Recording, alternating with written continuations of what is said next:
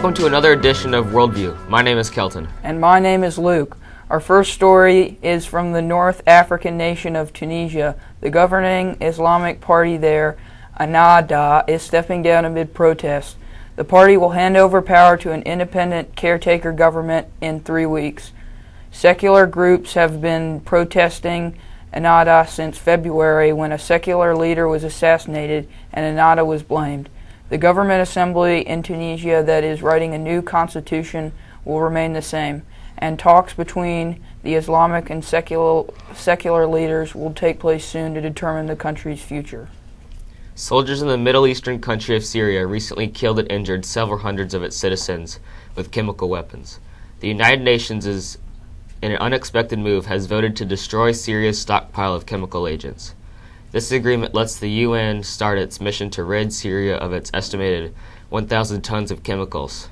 Senator John McCain said in reaction to this vote, "Another triumph of hope over reality." Last Friday, President Obama and President Hassan of Iran became the first leaders of the United States and Iran to talk in decades. The two agreed to accelerate talks on stopping the dispute over Iran's nuclear program, and they expressed optimism at the idea of transforming the Middle East. President Obama spoke on the matter at the White House and said that he respected Iran's right to develop civilian nuclear energy, but insisted on preventing the development of weapons.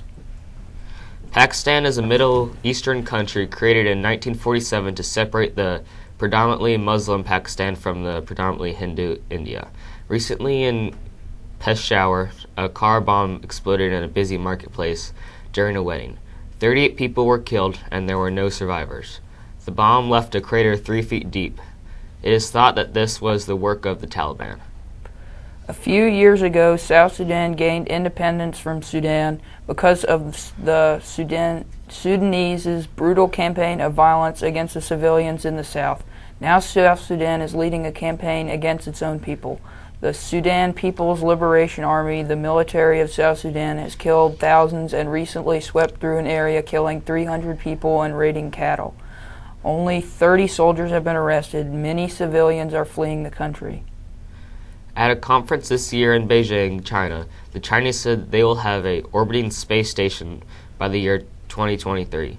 The United States had the first sections of its space station in space in 1998. The Chinese plan to launch their first stage in 2 years. This is a major accomplishment for the Chinese, who view this move into space as a way of gaining international prestige. Saudi Arabian women are not allowed to drive. This may change soon because an online petition has been spreading that calls for changing this rule. 11,000 women have signed so far, saying that on October 26th they will drive. King Abdullah, the leader of Saudi Arabia, has slowly been allowing women to have more freedom. Many hope that this will be the next step in Saudi women's achieving equal rights. Many parents with children under 15 have been leaving their firearms out in the open without the kids knowing the danger of guns. It is becoming more and more commonplace for youngsters to shoot themselves or a sibling. These cases are almost always accidental, but there is a move on to encourage parents to make sure their children know the dangers of firearms and to keep firearms safely put away. The National Security Administration has been collecting massive amounts of data from United States citizens for the past 3 years. This data includes bank codes, insurance information, Facebook profiles, passenger manifest, voter registration, rolls, GPS location information, and property records. All this information can give a thorough profile of the person in question. Banks has our service news. In upcoming service this week, there's the Out of the Darkness Walk on Saturday, October 5th at Triad Park in Kernersville. You can check in from 8 to 9 o'clock and get picked up at 11 o'clock. Be sure to look outside the upper school office for information on upcoming in-school service events, and remember to check with a parent before signing up. Caroline, what's happening in sports? Fall sports have had great seasons so far. However, this week, many of our sports teams were defeated. On Monday, the football team lost to Davidson Day. Field hockey was defeated by Charlotte-Aden 1-4. However, Millie had a great goal in the second half. Varsity field hockey lost to Charlotte-Aden 0-2, although in the second half the team played great.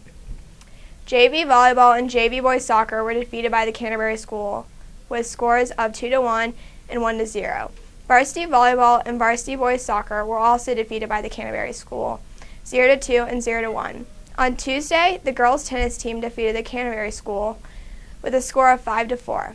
Everyone make sure to come out and support your Summit Eagles. Now it's time for El Tiempo Aguilas.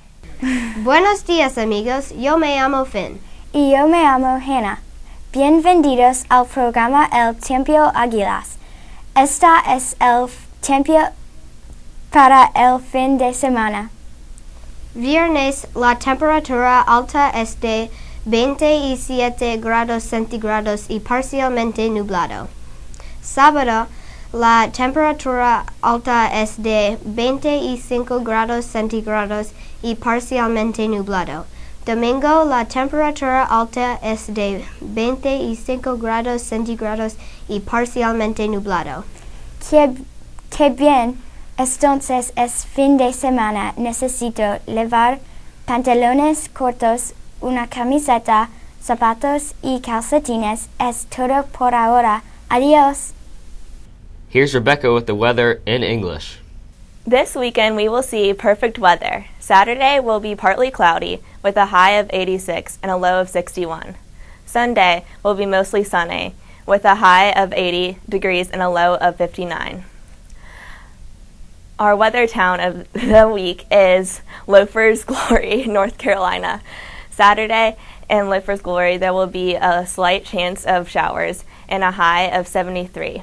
On Sunday, showers are likely and the low will be around 51 degrees. Next week, tune in to hear the weather for Handsome Eddie, New York. That's WorldView for this week. Stay classy, Winston. Thanks to the staff and crew. Join us again next week. So long, be safe, not sorry.